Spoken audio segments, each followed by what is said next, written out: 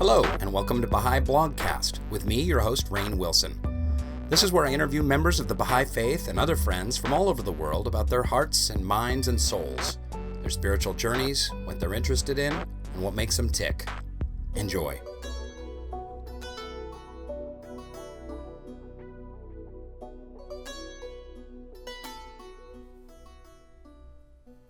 Good morning, Baha'i Blogcasters. Or good afternoon or good evening. I have no idea what time it is where you are. It's me, Rainn Wilson. Of course, who else would it be? And I'm here with a most amazing guest, a longtime friend, a wonderful Baha'i speaker, playwright, writer, philosopher, raconteur, man about town, Tom Lysaght. I've been hearing give Baha'i talks for well nigh on 20 years, probably like honestly 17 years-ish around. In fact, you gave a talk at our old house in Van Nuys, remember? That's right, yes. Yeah, way back in the day. One of the things I loved about Tom was, and we'll get into him and who he is and what he's about and his new book and all of that fun stuff, but one of the things about Tom that I love is 17 years ago when I invited him to speak at a spiritual gathering we're having at our house, he gave me a sheet of paper, and on the sheet of paper he said, "Oh, here's the topics I could speak about," and there were probably 67 things on that sheet of paper. Do you remember that, Tom? Yes, but I don't think it was 67. It was a lot. It was more than a couple dozen. But tell me, how did that sheet of paper come about? From giving talks, and then I started making a list of possible topics when people would ask me to speak. I said, well, pick one. So that's how it happened. But there were so many on there. What are some of the topics on the list? Oh, fear is more pain than the pain it fears. The mysticism of meetings. Wow. I'd go for the paradox usually, What is the mysticism of meetings? Consultation. Oh, okay, great. So that's your way in to address like consultation. That's my hook. As a spiritual tool for meetings. That's right. Yeah. Well, tell us a little bit about. So you're a Brooklyn boy. I'd love to hear a little bit. I've heard like little stories here and there. Growing up in Brooklyn, big baseball fan, big Irish family. Am I getting all that right? That's correct. And I'd love to. Give us a peek into the old world, Lysaght. All right. So Irish Catholic raised, a household of about 10 of us with one bathroom. My grandmother was there and my 7 siblings. All Catholic school raised. And this was in the age back when the Catholic Church even ran Hollywood with its Legion of Decency. If you recall, that was the committee that actually reviewed movies and gave them standings. And they didn't have X back then. It was condemned. So things like Goldfinger and even Midnight Cowboy, they'd be condemned. And so you'd be committing a mortal sin if you attended those films. I'm mentioning this just to give you an idea of how, the power of the Catholic Church back then and how things have changed. But my point is that was my worldview. And my sisters even went to Catholic colleges. I was the only one in my family that didn't go to a Catholic college. And when I was an altar boy, I wanted to be a missionary priest when I grew up. Really? Yeah, I really did. And Father Damien was one of my heroes, the martyr in Hawaii. He lived among the lepers. And well, in a way, you live among the lepers in Los Angeles. The spiritual lepers. Well, and you got to be careful you don't catch the disease. That's the challenge. There you go. Yep. Definitely been wrestling with that for the last 20 years. But within all that, the thing that gave me my identity was football. And I was on a team in the 7th and 8th grade. We won the New York championship. We went to Florida to play the Dixie Bowl when I was 12 years old. And it was only later that I realized, while we're on the train going to Florida, none of my black teammates were on the train. And this was before the Civil Rights Act. Wow. And so you realize at this point, blacks were kept from the voting polls in those days in the South. And in fact, the book has just come out called The Nickel Boys, which is about that epic. Colston Whitehead. Exactly. Mm-hmm. And it's about that period in northern Florida. And I realized I was going on a train right through that. And the parents of these boys, they probably were afraid to send their sons into the Deep South back then. But I mention this because that determined what high school I went to. My parents were very good. They knew I wanted to go to a high school that only played football, and of course it had to be a Catholic school, and that was a big impact on my life. I went to a Jesuit prep school in downtown Brooklyn, so it also introduced me to a diversity that my white neighborhood didn't have where I grew up in Brooklyn. Oh, great. So that Jesuit high school had racial diversity. Absolutely, and the neighborhood as well. There were Orthodox Jews and blacks, and they lived harmoniously. Even when MLK, Martin Luther King, got assassinated, there was no trouble in that neighborhood. So there was, and this was the time, Father Berrigan, the famous radical priest, had even taught at my high school for a while. So there was that sense of education. So there was also a diversity of ideas. Absolutely, absolutely. And it sort of opened my eyes. I remember my term paper for AP History I wrote on the Black Panthers.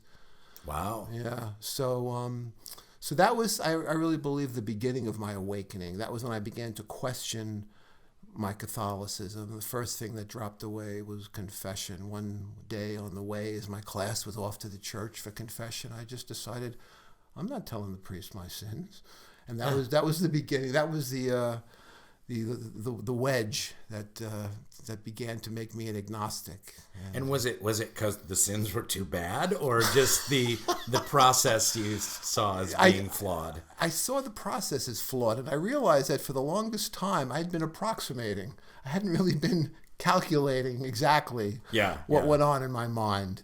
And so it just seemed kind of frivolous to me. And then soon thereafter, I couldn't believe in hell anymore. And so by the time I graduated from my high school, I was an agnostic. Wow. Yeah. All right. College made me an atheist. Oh, wow. So a sharp turn. Where'd you go to college? I went to Harvard. That was another major, other than becoming a Baha'i, that was probably one of the most impactful experiences. Oh, wow. Yeah. Wow. And what were you studying there? I started out as a psychology major, and then I took a minor in literature because I always knew I wanted to be a writer, and I wanted to also sort of temper psychological jargon. I didn't want to get so immersed in psychology that I was walking around, talking in ways no one would understand. Also, as a writer, I've always been fascinated by character. That's the thing that draws me in when I'm writing something. And so psychology originally was a way to understand myself, really, is why I wanted to study it. It's just been a happy marriage between the two in terms of my writing. Mm-hmm. But you never went down that psychology route. You never went to... No, I didn't. I want to be a therapist or a research clinician or something like that. I mean, in high school, I wanted to be a psychiatrist. That was my goal. But then when I realized you had to become a medical doctor first, I thought, no, I don't. And no, it just did fall away. I think in college, when I became... This was sort of, the period of the radical times in the early 70s. We often refer to the 60s, but, the 60s really began with the Beatles in 64, and they kind of went until about 73 when the war ended. Right. And so I was in college in the early 70s, and this was a very sort of radical time. And so I would be interested more, perhaps I was thinking about working in social work than I would as a therapist at that time. Oh, yeah. That makes a lot of sense. That would be reflective of the times and whatnot. But so how do you go from there, young Harvard kid, literature and psychology, into the Baha'i Faith?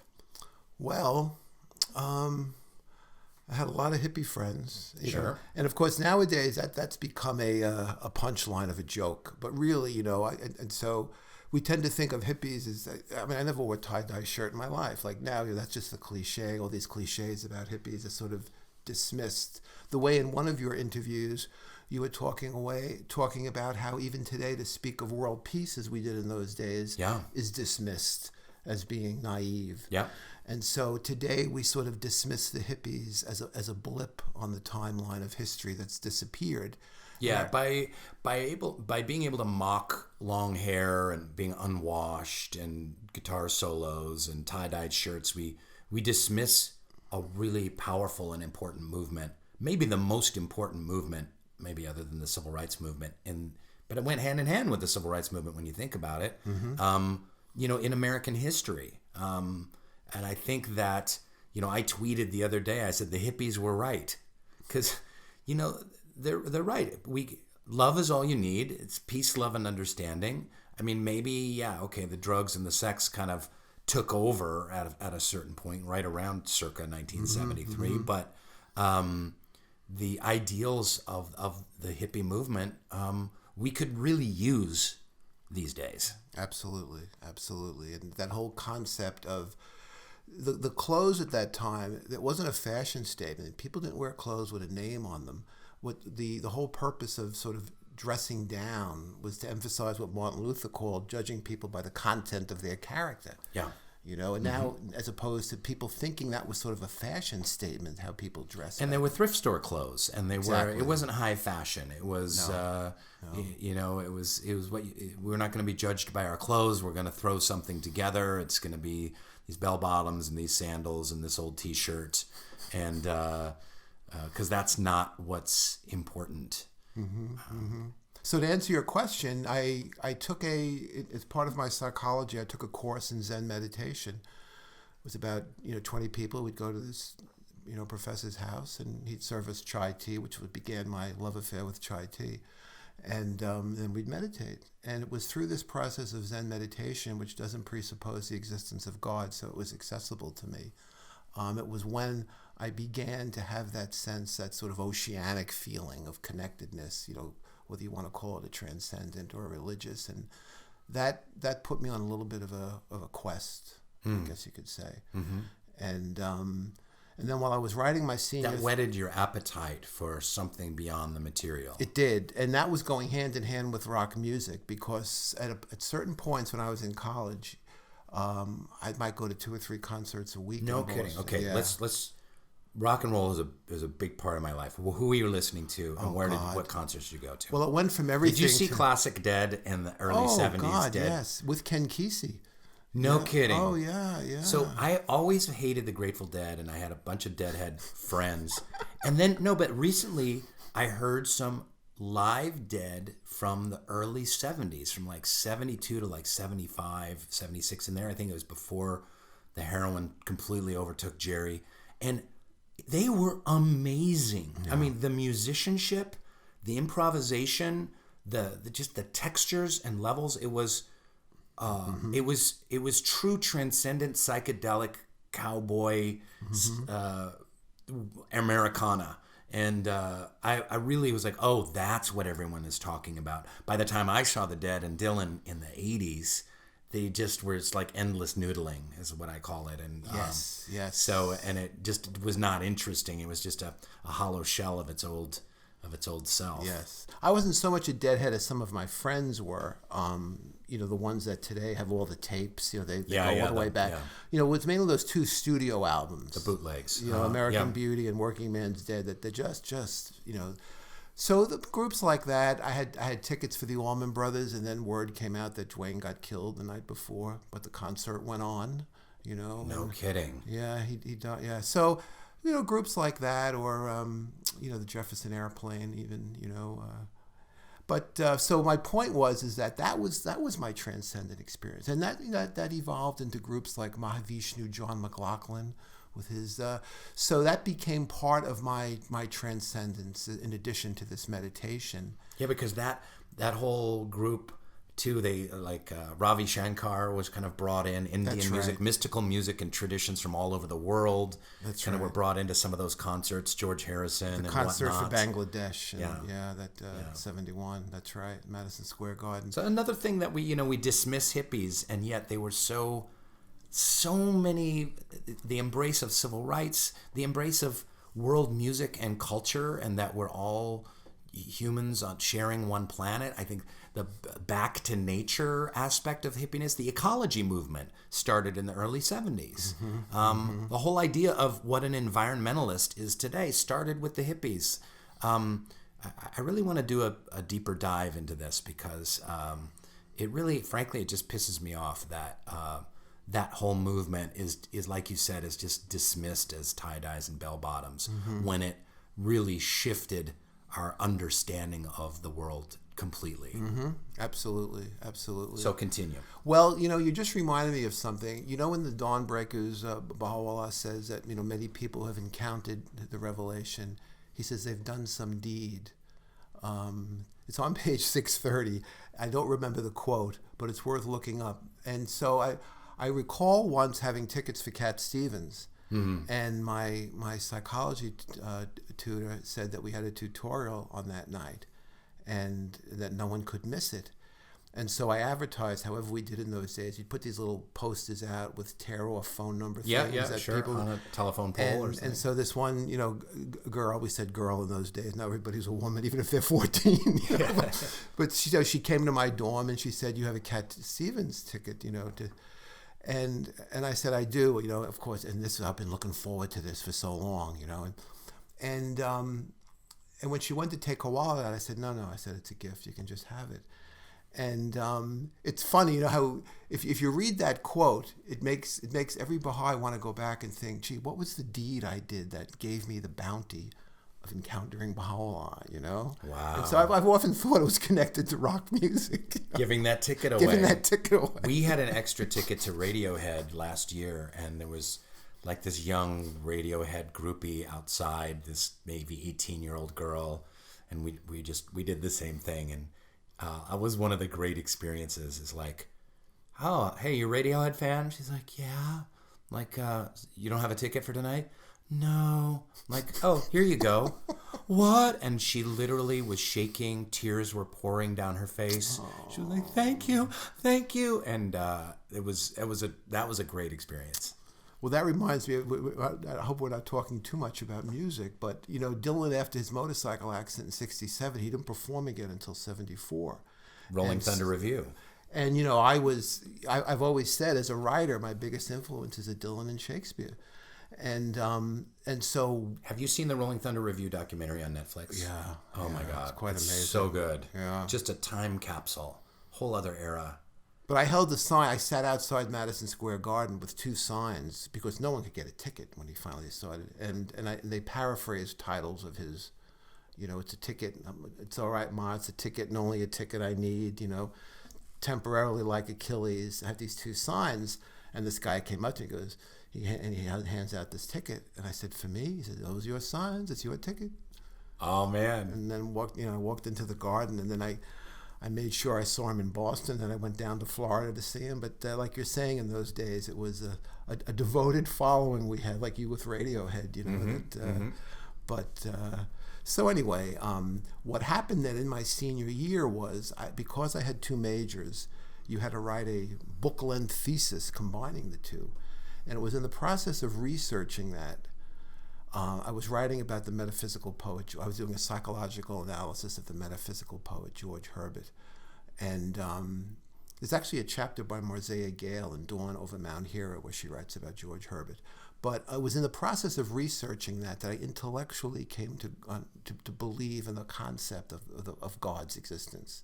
But I'm a very intuitive person, more so than an intellectual. I do things really by intuition. And so that wasn't enough for me that I could sort of intellectually grasp. And then it was, I was working so hard on this thesis that this one friend of mine is actually coming to visit tomorrow. We're still friends. He said, come on, you got to go up to Maine, and get out of here for a while. You've been working too hard. He had a house up there. And this is in February in the snow. Anyway, to make a long story short, I got lost in the snow in the woods of Maine and had this experience for about 8 hours. Wow. In which, I realized... Lost, like I might die lost? Oh, absolutely. Until then, it was only until the sun started going down that I realized. And then I looked down, and the snow was brown around my boots. I'd been standing in one place for so long. And that changed my life. That was when I knew. And it really, as an artist, you'll appreciate this. What the experience was, I was standing next to a gazebo where there was a deflated balloon hanging, perhaps from a summer party. And as I was being blown away by the beauty of nature, the snow, the water, looking out at the bay and the trees, I would just exclaim, oh God, And then I'd look at this balloon. Were there drugs involved, Tom? Now, wait a second now. There's drugs involved in everything. Isn't there? You're on caffeine right now. This is decaf. But I hear you. Okay. But when I'd look at the balloon, I'd go, oh, man. And what the vision sort of was to me was... So you were going, oh, God, and nature, man. and then the deflated balloon, yes. oh, man. And what the revelation to me was that man could create nothing to compare with what this prime mover could create. Yeah. And that as a writer, the only thing I could ever do that would compare with the beauty of nature and natural creation would be to create something that reflected it. And so that was my artistic vision that sort of complemented my spiritual vision. And then because of that, I was going to graduate in 4 months, and then I decided that it was like lightning had struck. And I was like, well, wait a second, now I know that there's electricity in the wall, but I don't know how to plug into it. And I can't just stand around waiting for lightning to strike again. So I decided to put my entire life on hold after I graduated and go as far away as possible until I could discover the meaning of life. You went on a mystic journey. I did, to the South Pacific. You were a pilgrim. You went to this. Now, you were not a Baha'i at this point. You were just going. I was going to look at. Now I experienced this. Did you get your degree, or you? Oh yeah, went back, got my degree, and then tried to spend the summer. I fell in love that summer. Then tried to earn money to go on this trip, and then I would keep spending it. So finally, I just went with $100 in my pocket, and of course, no credit card, no phone in those days. Sure. And where'd you go? South Pacific's a big place. Yeah, so there was Hawaii, there was Tahiti, there was Fiji, but I spent the most time in New Zealand. I spent the most time in Australia. I found a job there, and I only brought 3 books with me, and I had written my first play that summer. And I said, I'm not going to write again until I know the meaning of life, because why should people bother to read what I write if I can't, point towards this experience that I had? And so the 3 books I brought with me were the portable Walt Whitman, a Bible, and the collective writings of Sri Aurobindo, because that Indian mystic had, through my meditation, had a big influence on me. And after a few months and some descents into the valley, it wasn't all an arc of ascent, as Dr. Saidi might say. I took a plane to Canberra, which in Aboriginal means meeting place, which is significant.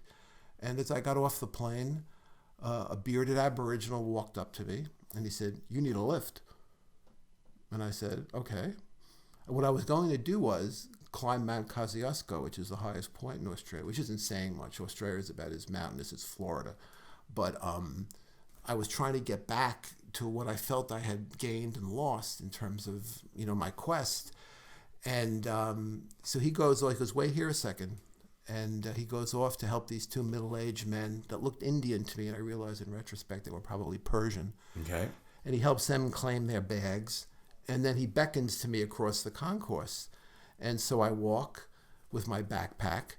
And one of these gentlemen says something to him which I don't hear. But he says in response, no, he's not a Baha'i. And when I heard that word, it was like a bell went off.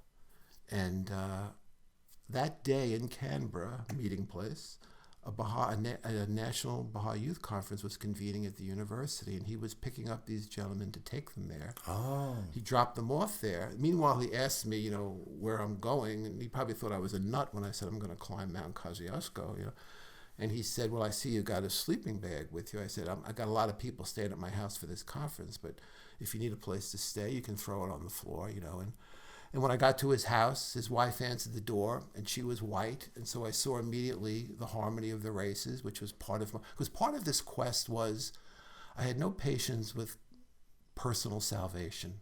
I believe that the only answer is universal redemption. We're all in this together. And most religious quests seem like little frat clubs that kept everybody else out. And so, part of that universality that I was seeking pertained also to racial harmony. So this gentleman, I see immediately he's got a white wife. So I stayed there. And in brief, I became a Baha'i that week. Did you go to the youth conference? Well, the interesting thing was the day sessions were only for Baha'is. What? Well, maybe I misunderstood that. But in any case, this is another interesting thing. He'd leave me in his house alone during the day while they'd go to the conference. Then at night, I would go to the sessions. And this is sort of where it comes full circle, because when I was little, as I had mentioned, I was very devout as a Catholic. And as a little boy, I had a book of the Christian martyrs with pictures. And there was one that had a caption. It was the Romans, killing, Christians in the arena. And the caption was one guard saying to another, "See how these Christians love one another." Like being sort of amazed at the... Wow, yeah. So when I saw all these Baha'is, I'd never seen such diversity before. There were white, black, rich, poor, old, young, professors, illiterate people. And because mostly on my quest, and I would go to different religious things, there was always just one stratum of society it seemed to be drawing, But as I was looking at these people, that caption from my childhood went through my head: "See how these Christians love one another." And as I said, I'm an intuitive person, so in the course of that week, I read the Gone, the Seven Valleys, while I was staying in his house. And I had another experience while I was reading Thief in the Night. And that's how I knew intuitively. That's fantastic. That's my cliffhanger hook. So I'll tell that story another time about the experience while I was reading Thief in the Night. You know what? We're not going to have another time, Tom. This is it. You've got to tell us now. This is great. All right, I love, because you're a playwright and a storyteller, and you are, I really didn't know this about you. You're a master storyteller. These are amazing. I'm making all this up. Keep going. Let's stay in the chronology. Thief in the Night. All right, so what happens? So they're at the conference, and by the way, at that conference, the night I became a Baha'i college, Featherstone shakes my hand, a hand of the cause. It's just to think nowadays when we have no hands of the cause. But in any case, so I'm reading, I'm reading Thief in the Night. And so when I had woken up that morning, there were these amazing cloud formations in the sky. And so while I'm reading inside, I said, you know what, I'm going to go outside and read. So this is January in Australia, so it's the summer. And I decided I'm going to go outside and read so I can look at the clouds. So there were these amazing cumulus clouds low in the sky, and then across the vault of the sky were these beautiful ribbon-strewn clouds. And while I'm reading outside, I decided, you know what, I'm going to lie on my back and read so I can still see the sky. So I had been fascinated by these clouds all day. And as I'm reading, it says, William Sears, who wrote the book, he's taking all the prophecies of the Bible and showing how he did this as an investigative reporter to kind of prove that Baha'u'llah did not fulfill these prophecies. But of course, in the course of showing all these prophecies, he ends up convincing himself that actually Baha'u'llah has fulfilled them. In any case, it's the part in the book where where Jesus is saying that there were three things will be signs when he's returned. And he says at one point, and then you will see the Son of Man coming in the clouds of glory. And as I read that, like the book fell out of my hand, and it was like, oh my God, that's what these clouds are about. And that's how I knew it was Baha'u'llah. You had a personal, mystical clouds of glory connection. And it's amazing in how many writings of Baha'u'llah he makes reference to that passage about the clouds. Right. It's right. And we know. And what is the Baha'i view of what does that mean from the Bible? What's your take on that prophecy of? Because a Christian would say like, coming on the clouds, like Jesus is riding on top of a majestic cloud down from heaven, and where everyone on the earth can see him on top of the cloud, and he's wearing robes and he's waving at everybody, and he's like, well, hey, I'm back, everybody. So what's the Baha'i perspective? Well, that was said in a pre-Copernicus age, when people didn't know science and thought perhaps the heavens were up, and but my understanding is what do clouds do? They obscure the sun, and so it's our clouds of preconceptions, our clouds of, what does Baha'u'llah say? The clouds, the mists of misgivings and doubts, that people have, or their preconceptions, the clouds of preconceptions.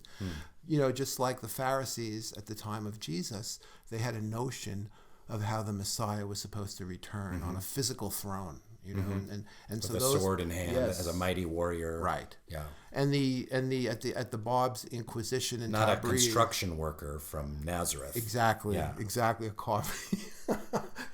just like at the time of the Bab's tribunal in Tabriz, one of the inquisitors, he's demanding that he show all these proofs that Muslim priests at the time thought that the promised one was supposed to demonstrate. And it's this arrogance we have that that we have God in our pocket and we're going to dictate to him how his next messenger, is going to come. And so what was great about becoming a Baha'i within a week of hearing about it is I didn't know any of the laws. Oh.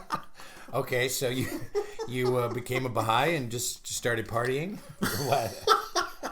Well, the great thing was I still had these tickets to go around, because while I was on my quest, I had sort of reached a low point, and I thought, you know what?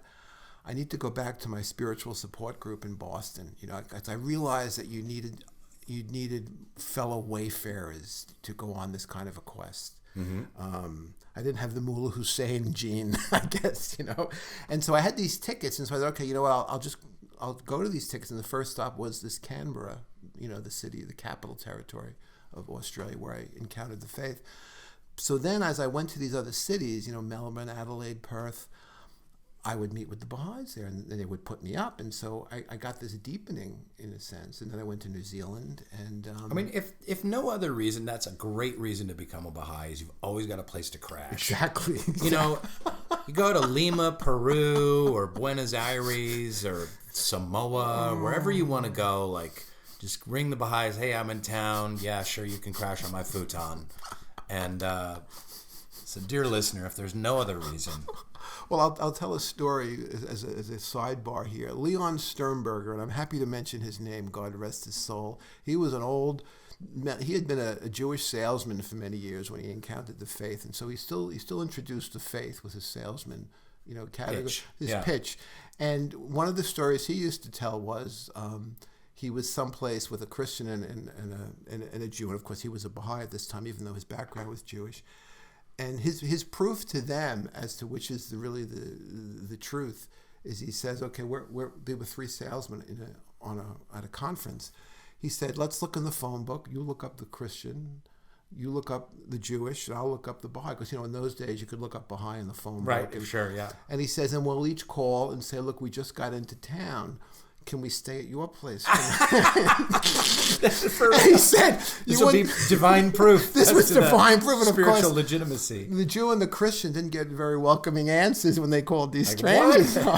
So that was his test, always to prove in line with what you're saying. See how these Christians love one another. That's right. Fantastic. So you continued your quest. Go. This is a good juicy story. When are you going to write your memoir? Is that your next thing? Well, Tom, come on. No, actually, I have written one. Actually, it's called "Till Your Father Comes Home," but it hasn't been published yet. But I'm glad that you skipped over that part about the laws because I don't want to go into much detail. Okay, all right. It's the best way, Hey, listen, I had an uncle, no joke, who sold drugs at Baha'i Firesides. So he thought it was a great way because there was a lot of alternative types coming and going from houses. So that's in the Bassoon. Yeah. It was in the Bassoon King. Yeah. A good book. Yes. Oh, thanks. But actually, it's a good way to become a Baha'i because the fact is, you fall in love with Baha'u'llah, and therefore he's the divine physician. So whatever he then says, it's not blind faith, it's conscious knowledge because you recognized him. So you take whatever medicine. Now, it's sort of, pardon the expression, rear end backwards to sort of investigate the faith by looking at the laws.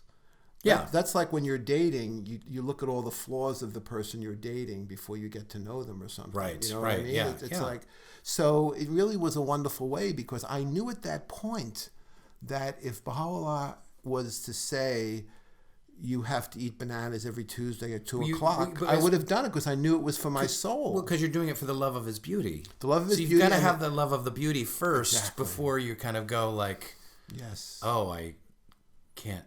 And it's not blind love because it's conscious knowledge because you've recognized that he is the manifestation. So therefore, you've done your independent investigation. And so to then question a law would be like, if you move to another town, let's say, as you may well do, And, if Walter was younger, you'd need to find a pediatrician in case he were to get sick. Mm-hmm. And so therefore, when and if, God forbid, he were to get sick, now you found the best physician. Now he's sick. If you were to take him to the physician and the doctor were to say, look, he needs to take this medicine. It's going to keep him up all night. It's going to taste terrible, and it might even cause stomach cramps, but it'll get him better. If you were to say at that point, oh no, I really don't want to do that to my son. I think I'll look for another solution to this. Right. That would be so ignorant because you've already done your independent investigation. This is the best doctor in town. Right. Yeah. And so that's why that first step. That's a great metaphor. Of knowing Baha'u'llah, then you'll do whatever he says, and you save yourself all those mind games of questioning everything all the time. That he does say.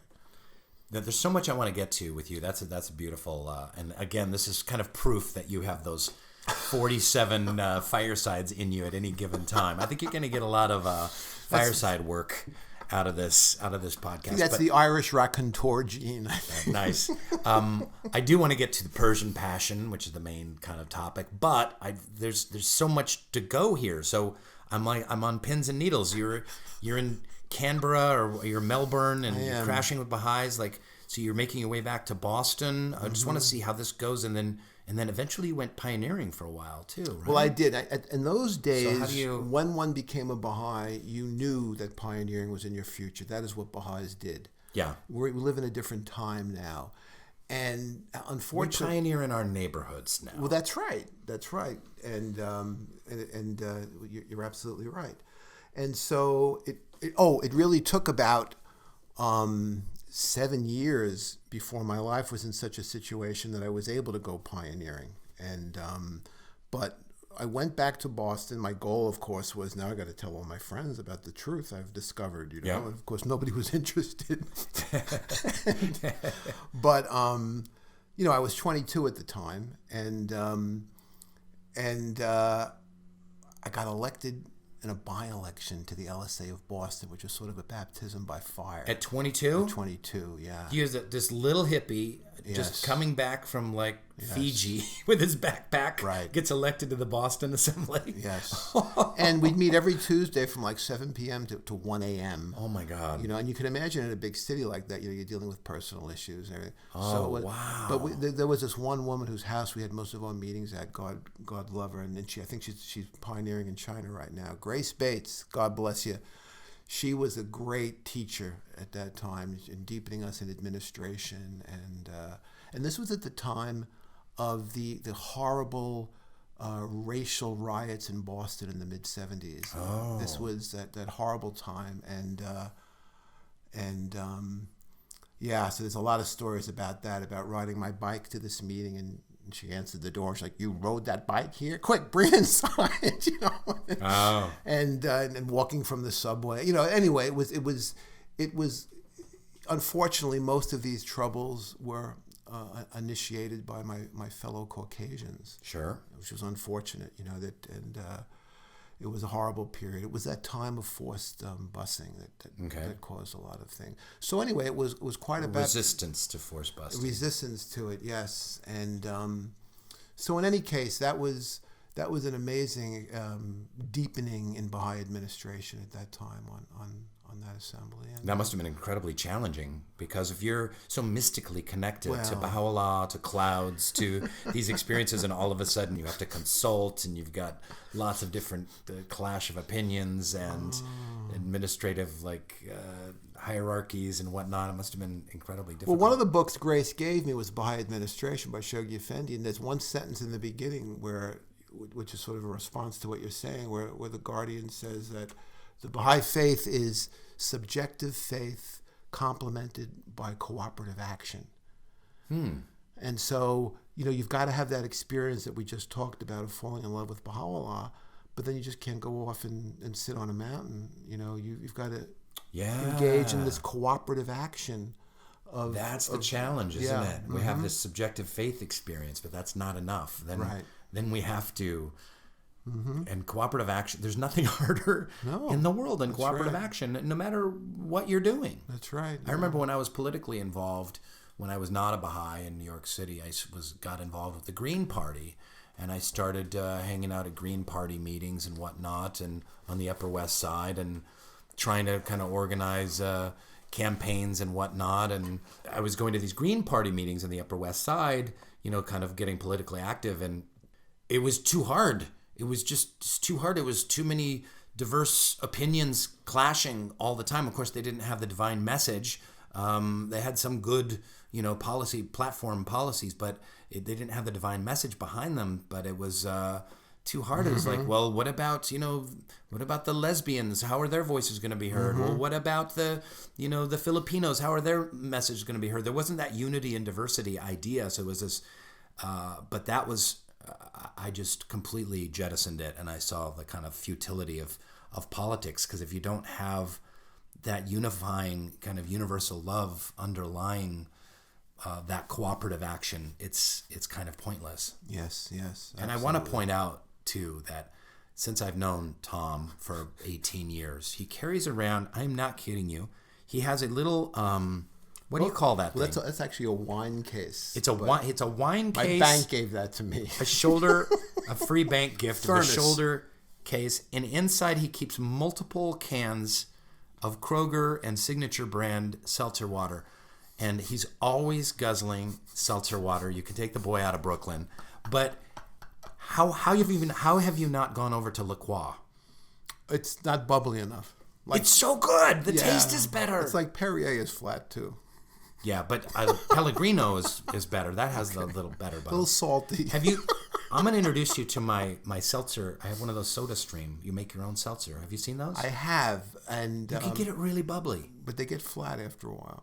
They do get flat after a while. You like the little cans. Yes, but unfortunately now my recycling center has closed nearby, and so until I find another one, it actually made me rethink, should I get what you have, because I have to figure out a new place to recycle my cans. I'm telling you, Soda Stream is the way to go. And La Croix. Okay. Right. Moving on. I'm going to convert you. So jump us then, Boston Assembly, then to pioneering. Okay, so I first home fronted pioneering in Northern California. We got a farmhouse in a strawberry field at the end of the 5-year plan, and the famous Watsonville Project. You can look it up. In 1978, and it was amazing. We even had a visit from a member of the House of Justice and from Hooper Dunbar when he was a counselor. They came to visit our project, and the house that I had with Bob Phillips was sort of the center where all these people slept. We drove our poor neighbors crazy, so it wasn't really the best practice of, but in any case, so that was, domestic pioneering, and what sort of delayed, and then I went on pilgrimage in 78, which was wonderful, and my spiritual godmother, Mary Wallace, God rest her soul, she didn't introduce me to the faith, but she became that sort of role to me. Mm-hmm. She sent me on pilgrimage, and that was just so profound. I was a Baha'i 3 years at the time, and that was a period in which you sat around the old pilgrim house, speaking with hands of the cause. It was just amazing. And it's just that we just keep changing. The faith keeps evolving, and there's wonderful aspects to every one of these stages. And that was, the faith was more connected to personalities in those days. And today, thankfully, we're getting away. I know you were speaking to Mujan Moman about that this gravitation away from personalities and hierarchical structure, that part of the whole institute process is about that new, really, what we don't talk about ever is that the Baha'i administration is the first government in the history of the human race in which no individual has any power. Wow, that is so profound and well said. Yeah. That's very true. And that's eventually going to be not just our Baha'i administrative model, if you will, but the one the government will go by, Right. And it's interesting that so many people that are rebellious against the institute process or the, whatever what you call the current plan and the core activities, oftentimes are people that kind of had some kind of, I hate to say it, but they kind of had some power at some point in time, where they were looked up to in certain ways and kind of were looked to as a leader of a community in a way. And it's threatening to the power structure to take that away. And to give a little bit more of a compassionate spin on that, nonsense, Tom. Just as in the world at large, there's been this. Let's at least validate it. This notion of white older men feeling that they're the new minority. You know what I mean? Sure. And so that has had impact on our political structure in this country. Now, in the faith itself, to follow what you're saying, when I was a young man, it was those white, middle-aged, many times women, though, not men. Yeah. Mm-hmm. And so they were middle-aged people who had those roles as auxiliary board members. And now people of my age, who now have become that age, the shift has switched now, where you've got auxiliary board members in their 20s or in their 30s. Mm-hmm. And so it could very easily, someone like myself, feel like, well, gee, when was my time? And that's one of those tests, Poor white people. Well, you see, this is the interesting thing, because I think Mr. Nachiavani, when he was talking about materialism when he last came to the United States, he said that we tend to think of materialism often as possessions. But he said, one of the most nefarious aspects of materialism is that lust for recognition, admiration, absolutely, for titles. I talk about that all the time. Status seeking, which social media promotes, I think is much more powerful than people wanting things. In Hollywood, it doesn't even really matter like how much money you have. No one's calculating that, like in the world of Hollywood, with a capital H in quotes. It's how much power you have, how much status you have. You can, you might only have a couple $1 million, but you're able to be a giant influencer, and everyone looks up to you, and you have a great deal of power, and that's what I think is a truly insidious aspect of materialism. Yes. In one of your talks with the Pepperdine University students, you mentioned a survey of young people asking what's their biggest desire, and the reply was fame. Yes. So what young people want more than anything else is fame. So they don't want money, they don't want sex, but with fame comes all that. It comes money and sex. Mm-hmm. They see it as a kind of a solution to any kind of discomfort or feeling less than or insecurity, or fame will heal that. Mm-hmm. Fame is the catch-all bandage. Mm-hmm, mm-hmm. In fact, I feel that one of the biggest isms today, we talk about materialism and what the writings call racialism, which we don't use that word so much anymore, and communism has sort of already had its day. But the ism that we don't often talk about is career-ism. And how do you explain? How do you see that? Well, when people put what you're saying with the excuse of career, that I'm pursuing my career, when it's really at the expense of relationships, perhaps of your family. Sure. Yeah. I have to, sometimes you'll hear a ball player talking about that, the $50 million wasn't enough. He had to go get the $60 million because he has to take care of his family. And sometimes we use these excuses that we're actually doing it for our family. But in a lot of ways, it's about ego. Right. So I see that with a lot of young Baha'is pursuing careers, especially in Los Angeles, that I talk to, or spiritual seekers or whatnot, that, well, I've got to get my career going. And Baha'u'llah talks about career, and we need to have an occupation. But really underneath it, it seems like there is, I want success and recognition and a little status and a little power. Now let me just interject.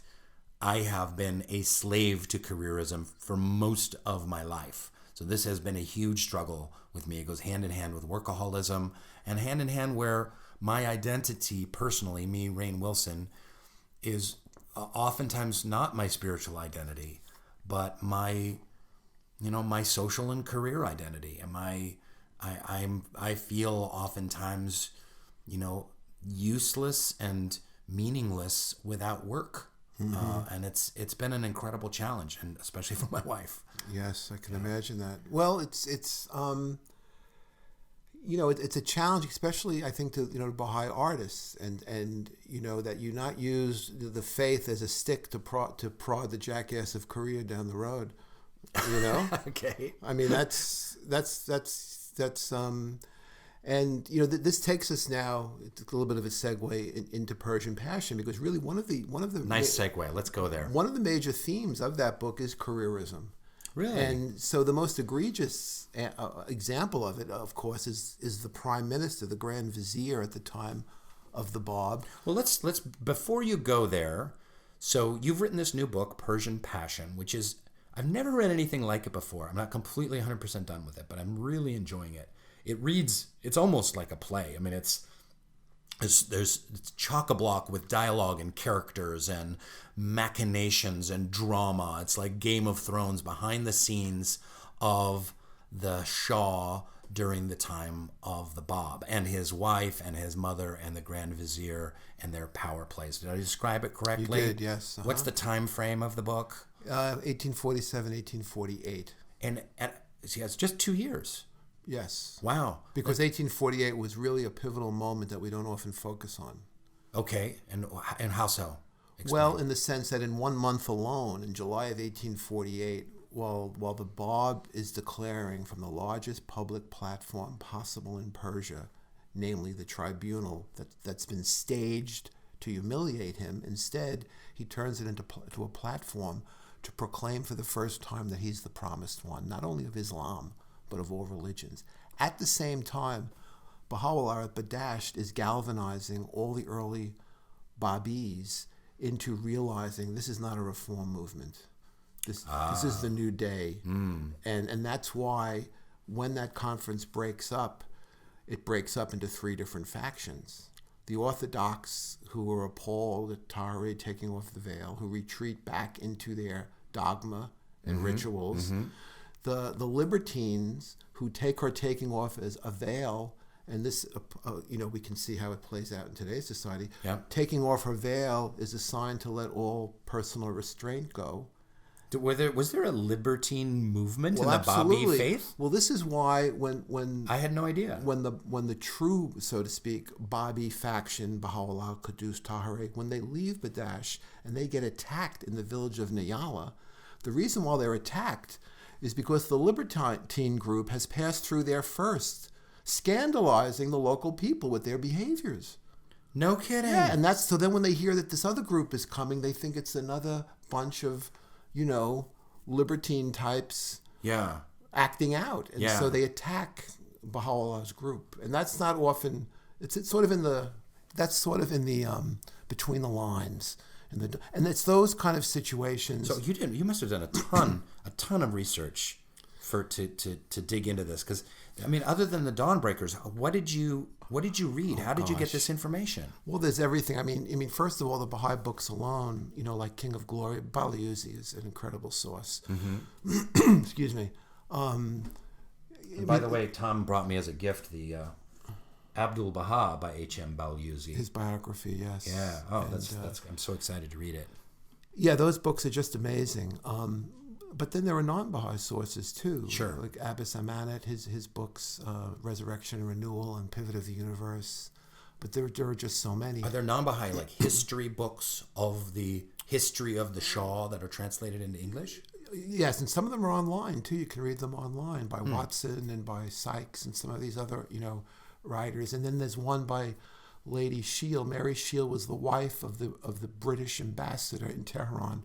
Excuse me. And she had tea with this mother of Nasruddin Shah, this main character in my book, this Persian Lady Macbeth, if you will. Yeah. Who is quite a study in contrast. She's a foil to Tahrir because she takes the woman's movement to the dark side, asserting herself. And so she's a foil in the book to Tahrir in many ways. So to go back to really, without wanting to sound, this whole interview really is somewhat self-congratulatory. It's kind of embarrassing. Would Abdul Baha ever sit here talking about himself like No, Abdul Baha would never do a podcast. Yes, there's a little bit of ego and narcissism contained in any podcast of People that can talk and like to hear themselves talk. Apologies, everyone. Well, at least you're not taking my photo. That was the thing. That comes later. For years, he wouldn't let anyone take his photo. Oh. But then he says it's an emphasis of the personality, I guess, what would he do with Facebook? But would Abdu'l-Baha take a selfie? We've gone would into he have some a cell really... phone? When I was raising my son, he asked me once, would Abdu'l-Baha go to the movies? He went to the theater in New York? That's right. He did. He said it was a play about Jesus. Yeah. The Eager Heart, I think it was. And then called. he wrote a review, so to speak. But he also wrote a play. He wrote a kind of a he did, and I can't of tell you how many times I tried to do something with that, but it's just not dramatic. Yeah. There's no. It's a spectacle. It's that's what it is. It's not a play so much. It's amazing. At the beginning of this interview, and now I'm watching him fly overhead. There's been this amazing hawk. So I take that as a good omen for this interview. I love you're looking to the skies for signs all the way through. Keep going on Persian Passion. All right. So about careerism, the most egregious example, of course, in the book is the antagonist, the prime minister, who, to save his career, he'll kill a manifestation of God. You know what I mean? It's like Caiaphas, who does that to Jesus, the high priest Caiaphas. That's the most egregious example, and that's what Jesus refers to, in my opinion. Jesus says that the only sin that's not forgiven is the sin against the Holy Spirit. And Abdu'l-Baha talks a bit about that. And my understanding of that is when it's the manifestation of God and you still attack him. It's not when you don't believe in him and so you're against him or you don't accept the faith. It's not about being an enemy of the faith. It's that sort of Judas Iscariot moment when you sort of know this is the guy. Yeah. But yet I have an agenda of my own that's going to take precedence. Wow. That sin of the Holy Spirit, so to speak, And so there's so much careerism that goes on. That was what was going on with the mullahs at the time. That's been the age-old story. Every time a messenger comes, the priests don't want to give up their jobs. Now, you wrote another book called Twin Manifestations. Well, that was excerpts actually from this book. From this book that you did for the bicentenary of Baha'u'llah. Right. So these two writings, well, that one's drawn from Persian Passion. That's more of just you took the little snippets of history and kind of compiled them. That was a terrific little book. I thank you. Really loved that. And but what inspired you to write Persian Passion as your tribute to these twin bicentenaries? Well, as I say, it goes back to when I was in my late 20s. The National Spiritual Assembly suggested they had hired a consulting firm to help them understand what's the best way to teach the faith. And one of the suggestions was a popular historical novel about the faith. Wow. Kind of like Exodus about exactly. the Jewish faith. Or the robe about Jesus, you know what I mean? And so... going way back to my training as a playwright, my mentor, William Alfred, who gave Faye Dunaway her career with his play Hogan's Goat, he always would say that the greatest drama ever was the Four Gospels. Just as there was once a movie called The Greatest Story Ever Told. And so we have that again with the Dawnbreakers, that story, that drama of the forces of light against the forces of darkness when the manifestation of God comes is the most compelling drama. So I always knew that the Dawnbreakers, that someone had to do with the Dawnbreakers, what people have attempted to try to do, with the story of Jesus, or in a sense what Shakespeare did with the history of England, that you bring these characters alive. Yeah. You know what I mean? Yeah. And it's funny that you say that. The Bible is the greatest story ever told. And one of the great successes of the Gospels. The Gospels is the greatest story ever told in that part of the New Testament. And that's part of the reason for Christianity's success. It is the greatest story ever told. It's amazing stories. There's miracles and deceptions and subplots and incredible, indelible characters. But we have our own greatest story ever told. That's right. That rivals that one. And its metaphor conforms with science, because the Dawnbreakers, one of the best, in my opinion, sort of metaphors of metaphysics is physics. Not that I know anything about it, but the sun every second expends 400 million tons of itself. Every second, 400 million tons of the sun disappear. in order to give you and I existence, to give life and light on earth. Wow. So that metaphor, that the law of nature is creative death, is sacrifice. The fountain ever giving of itself. Ever giving of itself. It's not about self-preservation, preservation of youth, preservation of comfort. It's about what a mother does. It's about self-sacrifice. And so that image of the light, of the dawn breaking, to sacrifice itself, it conforms with that law of science. That's so in any case, you're right. So we have this metaphor, and even people like Joseph Campbell, they were calling that we needed the universal myth. He's the great mythologist, sure, yeah. And he said we're craving a universal myth, and that's part of why we're all wandering in the wilderness of oblivion and error today. We don't have that shared mythology. We don't have any shared values, And so look how it affects our art in so many people. It's so much of the art in the Western world is just smeared with cynicism and atheism and secularism and sensual materialism and a lot of these shows are very popular, but there's no light in them. Yeah.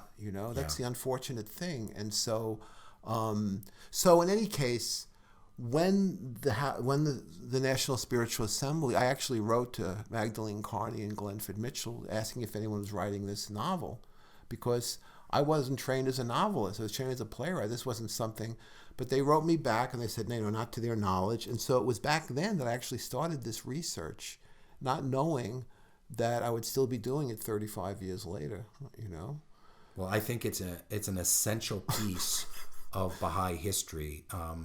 Can you give us 3 examples of the outrageousness of the behavior of these people behind the scenes in the court of the Shah? Because people don't know this. Baha'is don't know it. People in the Western world don't know it. It's astonishing. Well, the wife of Muhammad Shah, and Muhammad Shah was who was Shah for the first few years of the Bab's dispensation. He died while the Bab was in Sharik. His wife was having affairs right under the Shah's nose, and his response to that was, "Madam, can't you be a bit more discreet?" I mean, this is the Shah was not exactly a Henry VIII in terms of asserting himself. Okay. And she was conducting this riotous affair with the chief steward of the household, so the Shah finally had to banish him. That didn't stop her. She brings him back eventually and makes him chief executioner when she gets her son on the throne, and he's pretty much the one that orchestrates the massacre of the early Babis, the Dawnbreakers. That's amazing. Her lover as chief executioner. I had no idea about this. Yeah, and the Guardian goes to great pains in his introduction of the Dawnbreakers to talk about, can any good thing come out of Nazareth? In other words, that was a saying at the time of Jesus, who was from Nazareth. Mm-hmm. And that, in my understanding, is that the manifestation of God appears in the darkest place to show that the light can shine even in the darkest regions. Mm. And so he comes to Persia so the Guardian takes great pains in his introduction of the Dawnbreakers. And so I'm not dwelling in a way I think sometimes some modern art does on this dark side. I'm showing that to appreciate the Dawnbreakers, you have to understand the darkness that broke through. The swamp that it came out of. Exactly. And so, she hated Baha'u'llah, this wife of Muhammad Shah. Okay. And for years is trying to get her claws into him. And she's only able to do it when those crazed assassins try to kill her 20-year-old son. And we tend to forget that Shah, when he gets on the throne, is only 17. And he's only 20. Which Shah was that? That's Nasruddin Shah. Nasruddin Shah. Okay. That he's only a teenager. He's just a little twerp, Yeah. And she's ruling through him. So she finally can get her claws into Baha'u'llah and throws him into the Sea of Shah when those assassins. So this is actually the first book in a trilogy, because it's taking me so long, because I tried to write it as one book. I tried to write it in the first person of a character who I've now eliminated. And so each book is a 2-year period, concluding with 1852 in the Sea of Shah. Wow. Yeah. So, but to go now to the other character you wanted to hear about, who's the Grand Vizier, who Shoghi Effendi calls that evil genius. Okay. and also refers to him as the Antichrist of the Baha'i revelation. Wow. So that's What was his name? His name was Haji Mirza Agassi, and of course I'm probably pronouncing it in a way a Persian wouldn't, but Sure. But a guy from Brooklyn would. as the way a guy, and of course Haji was his. He had gone on pilgrimage. He'd gone on pilgrimage and sort of liked being considered a holy man, and so liked to be called a Haji, this kind of a thing, and he used that because the Shah dabbled in mysticism. He was kind of a Rasputin. Ooh, absolutely. And he really was. He manipulated the Shah. He actually, ran the country, and the Shah wanted to meet the Bab because of his love of mysticism. And he heard about him. He sends Vahid, the leading theologian, to Shiraz. Oh, this is all coming together now. To investigate. And Vahid doesn't come back. He becomes a Babi. Sends back the sword that the Shah had given him. And he says, I'm not sending the horse back that you gave me because I'm going to ride throughout the country teaching everyone about the Bab. And Vahid being the most educated, erudite. He knew 30,000 traditions by heart. And he was incredibly humble. And he was the Shah's spiritual counselor. And so the Haji is like terrified of losing his power over the Shah. If the Shah meets this Bab, he might replace him you see. But the Shah sends a mounted escort. This is Shakespeare, isn't it? Oh, it is, And that's why Shakespeare, I speak of in the same breath as the Dawnbreakers, because they both show the light and the dark. And we have to see that balance, So the Shah sends a mounted escort to bring the Bab to court. He wants to meet him. Yeah. And the Shah is very sick. He has this terrible case of gout that's killing him, actually. And he's been trying to get all kinds of healers. And this Haji is a self-proclaimed healer, and he can't do anything with it. So he's failing the Shah. And the Bab actually then writes a letter saying, I will heal you if you allow me to debate the priesthood before the throne. Wow. And the Shah says, and the Haji keeps these letters from the Shah. Oh, wow. So history could have gone in so many different directions. God. The Bab gets 9 miles away from Tehran when the Haji stops him, keeps him stalled there for 20 days until he gets the Shah out of the country, convinces him to go on pilgrimage to Karbala. Wow. And then once he gets the Shah out of Tehran, then he sends the Bab to his hometown of Maku, where everybody owes him favors. Oh, wow. See, there's this whole history behind the history that I had no idea. I mean, it's gradually unfolding in your book. But. So that's his machinations, as you will. And he was as sexually promiscuous as the Shah's wife. In fact, in a letter, Baha'u'llah's father referred to him as a satyr. He said, may this satyr be kept away from the Shah. Wow. So you can look that up and figure out what a satyr is, everyone. But, and so I play with that in the book as well. So he was as someone says in the book, he's a marionette dangled by the 3 strings of greed, power, and lust. That sounds like a Hollywood show, doesn't it? Tom, this has been such an amazing conversation. I urge everyone to get Persian Passion. We'll have a link here when we post this podcast very soon. What better way to kind of celebrate the bicentennial of the birth of the Bab than by steeping yourself in that lore. But before we finish up, just a couple of other more personal questions to bring this back around. What are you working on now? What's next for you? It's actually it's funny because you're about to be in a TV show that's about these conspiracy theories that are so popular now. And for about 20 years, I've gone back and forth with this one novel that deals with my tease will be that it has to do with the third secret of Fatima. It has to do with Islam, the Fatimid dynasty. It has to do with the Vatican, the CIA, and UFOs. Wow. I didn't see that coming. That's great. Yeah. That's awesome. And then, of course, I have these other 2 in the trilogy, to finish. But Right. You know, Yes. so that's so you got more. You so got that's your work cut out for well, you. I do, and that's why as a friend wrote to me last week. You know, it was my birthday, and she said, "My God," she goes, "I read the introduction to this book. It's a trilogy. How long are you planning on living?" She says to me. I said, "Well, thanks a lot, but that's my motivation for trying to take care of my health right now because it's not to sound pretentious, but since we're talking about career-ism, Abdul-Baha says, "Make ye mighty effort, choose for yourself a noble goal." So for all the youth, that's what is your noble goal? Because that's what's giving direction to your life. And that enables you then with every choice you make to say, well, is this moving me towards that noble goal or is it a distraction? Make ye mighty effort, choose for yourself a noble goal. Beautiful. And maybe that's words of Abdul-Baha that we all can live by. And through all of this, you continue your work as a playwright and using drama and theater in a number of different creative ways. Tell us about your creative stage. That's kind of your website. It's a your website, interface with the public.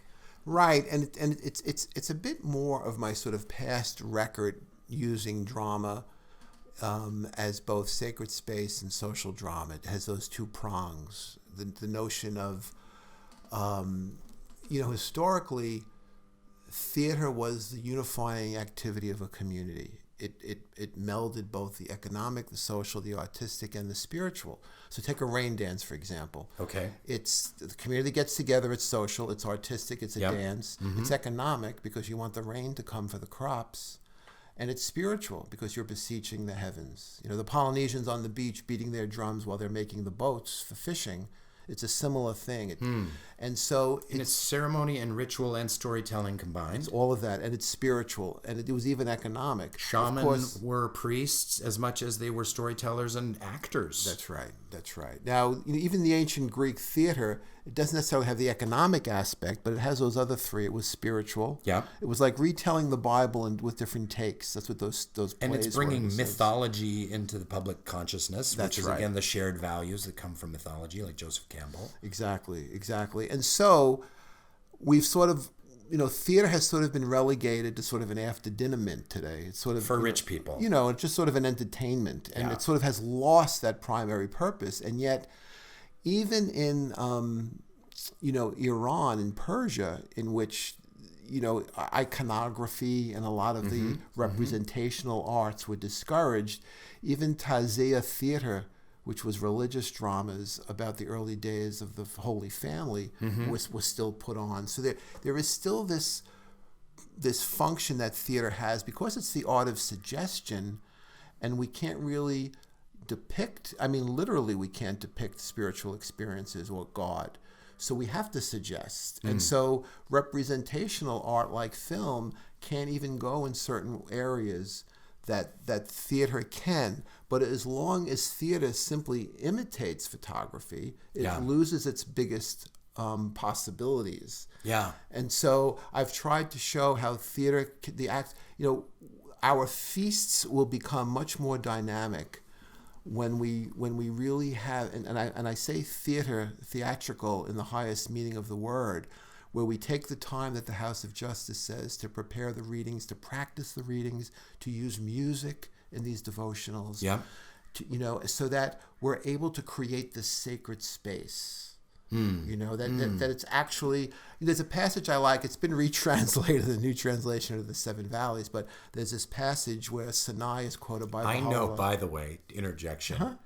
I met a woman who had memorized the Seven Valleys, the previous translation, and now it's retranslated, and she's so pissed. She's like, oh no, I have a wrong translation of an entire book in my head. I thought that was so funny. Thanks, Stephen Phelps. And I can totally empathize with that too, because there's this one couplet I'll quote where it's translated originally as, "Wouldst thou that the mind should not entrap thee? Teach it the science of the love of God." And I always felt the mind. Repeat that one more time. Well, the first two lines in front of it is, "How can feeble reason encompass a Quran, or the spider snare a phoenix in its web?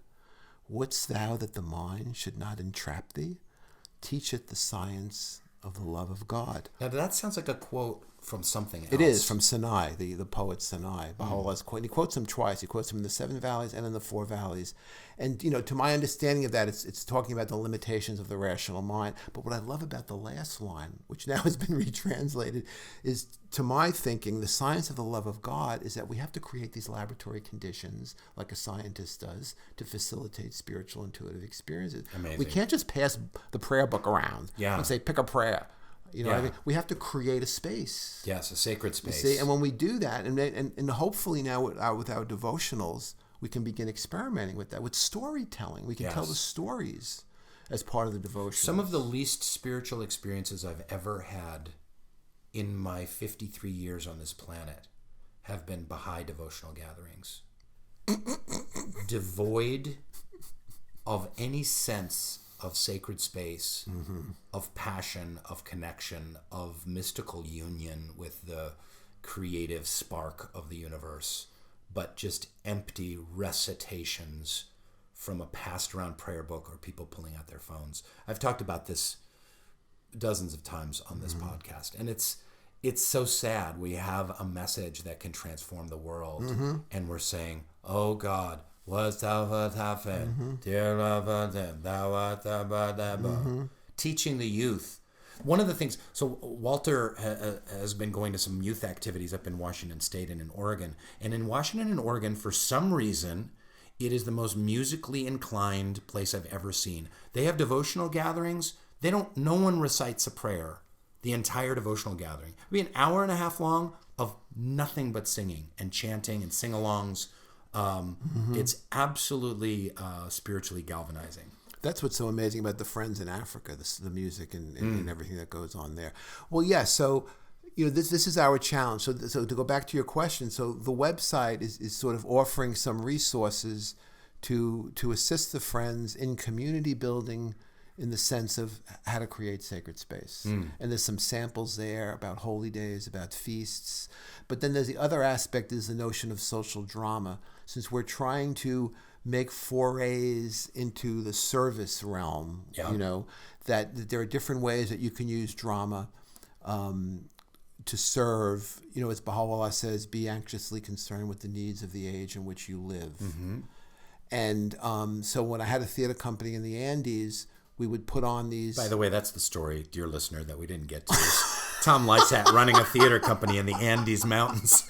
Okay. And maybe we will have to have you back. Taking the company in an unheated bus over the Andes in a 40-hour ride to perform at an international conference in Lima. And that's street theater, folk theater. It was. Is Augusto Ball? Is that 15-foot high puppets? No, because... but it wasn't politically charged. Not only politically charged, but it sort of has a negative title. That theater, what is it called again? It's called. In any case, I don't want to talk negatively about anything else. All I'm saying is that it was 15-foot high puppets, stilts, head masks, but we dealt with social issues like how most of the children in the world die from diarrhea, just simply because they're not hydrated correctly, and that you can, correct this by a homemade food that you can make. And so putting on plays like that, that are highly entertaining, but they're serving a social, so that, this website can be a great resource for junior youth groups, for any youth groups, both in terms of creating sacred space for devotions, and if you want to take it to another step, how you can use drama to serve some of these social needs. Beautiful. Tom Lysaght, this has been an astounding pleasure. I never knew you to be quite the master storyteller that you are. Keep telling your stories. Check out Tom's books, his website. I assume people can write you there as well. Sure, I can. Send fan letters and whatnot. No. Now, unfortunately, I'm not exactly a social media maven, so email is still my choice of communication. I'm dating myself. Excellent. You don't even have a cell phone, do you? You're kind of a cell phone. I have a flip phone. Yeah. And I don't give the number out. Well, Dr. Saidi doesn't have a phone either, by the way. That's true. You guys have that in common. Thank you, dear listeners. Thanks so much. We'll see you later on at Baha'i Blogcast. Thank you, Tom. You're welcome. that an hour already? Enjoy your seltzer.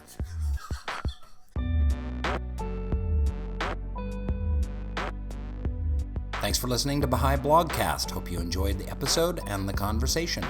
Check out more fun Baha'i stuff on Baha'iBlog.net. Thank you so much,